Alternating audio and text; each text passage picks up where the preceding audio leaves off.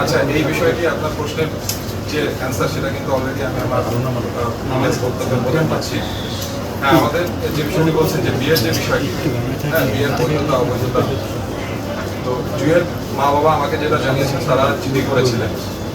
যখন তাদের সন্তান চলে যায় তারা জিডি করেছিলেন, তো জিডির প্রেক্ষিতে নিশ্চয়ই একটি রেজাল্ট এসছে। তিনি কিন্তু এই কথাও বলেছেন যে তিনি জিডি প্রত্যাহার করেছেন। তো জিডি তিনি করলেন, জিডির প্রেক্ষিতে অপরাধ হলে সেটা তো পুলিশ আইন শৃঙ্খলা বাহিনী প্রসিড করতো, কিন্তু কেন করে নাই এই বিষয়টি এখানে একটি প্রশ্ন, তাই না? তো সেই বিষয়ে তাদেরকে বলেছি আপনারা যদি এই বিষয়ে প্রসিড করতে চান সেটা হচ্ছে গিয়ে তাদের সিদ্ধান্ত। একই সাথে এই ধরনের ঘটনাগুলো যখন আসে আমাদের যে আইন শৃঙ্খলা বাহিনী থেকে শুরু করে যারা এই বিষয়ে সংশ্লিষ্ট আছে তারা যেন গুরুত্ব সহকারে সামনে দেখেন, সেই জন্য আমি আমার যে ঊর্ধ্বতন কর্তৃপক্ষ আছে তাদের নজরে জয়ী তো আসলে সে তার সন্তানের কাস্টডিই চায়। তার মূল বিষয়টা এটাই যে সে তার সন্তানকে নিজের কাছে রাখতে চায়। তো মা হিসাবে, এবং আমরা যেহেতু বলছি বাচ্চাটি দুগ্ধপোষ্য এবং অত্যন্ত ছোট, তার হচ্ছে মায়ের কাছে থাকা প্রয়োজন, সেই হিসেবে আমরা কাস্টডিটা মায়ের কাছে দিয়েছি। এবং সে আমাদেরকে প্রতিশ্রুতি দিয়েছে যে সে টিকটক এবং ফেসবুকে এই ধরনের ভিডিও সে করা থেকে বিরত থাকবে। তো আসলে বলছি যে তারা এখন বিয়ে নিয়ে যেহেতু অনেকে প্রশ্ন করছেন, কিন্তু তারা বলছেন যে তারা তালাক দিয়েছেন, এই কথাটি বলছেন।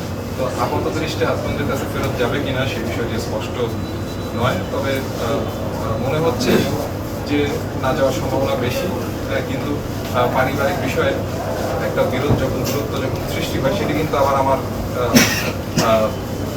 আমার অভিজ্ঞতা আমি দেখেছি, আবার তারা একত্রিত হয়।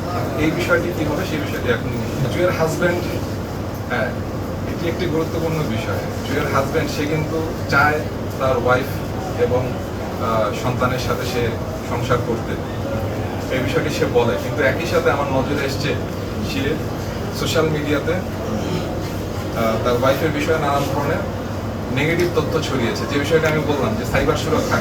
কেউ যদি তার ওয়াইফ সন্তানের সাথে ঠিকঠাকভাবে সংসার করতেই চায়, তার বিরুদ্ধে নেগেটিভ তথ্য কেন ছড়াবে?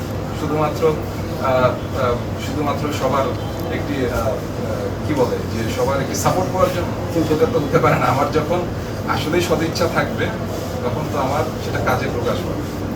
নিশ্চয়ই কোনো ব্যক্তি তার ওয়াইফের বিরুদ্ধে, সেটা যদি সত্যও হয়ে থাকে, হ্যাঁ, নেগেটিভ তথ্য আসলে সবার সামনে উন্মুক্ত করতে চাইব না, এই একটি বিষয়। তো যাই হোক, দুজনেরই আসলে বয়স কম, কিন্তু যদিও তার হাজব্যান্ড প্রাপ্তবয়স্ক, কিন্তু তা সত্ত্বেও সেই বিষয়গুলো করেছে। আমি তাকে বলেছি এটা কিন্তু সাইবার সুরক্ষা আইন অনুযায়ী এটিও কিন্তু অপরাধ, আপনি এই বিষয়গুলো করা থেকে বিরত থাকবেন, সেটি তাকে জানানো হয়েছে। ঠিক আছে।